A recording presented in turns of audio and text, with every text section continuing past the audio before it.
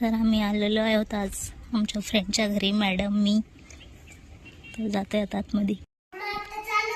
आता चालत होती हो, बसाव गाडीवर.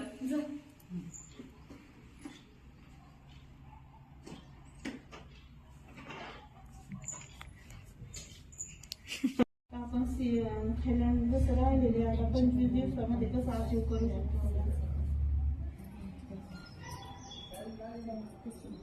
मग उद्याचं करा नियोजन.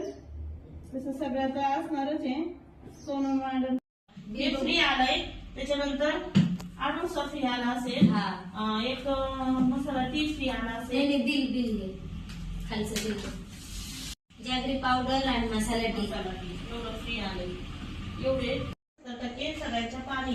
पण आज काय चाललंय हे माहितीये का?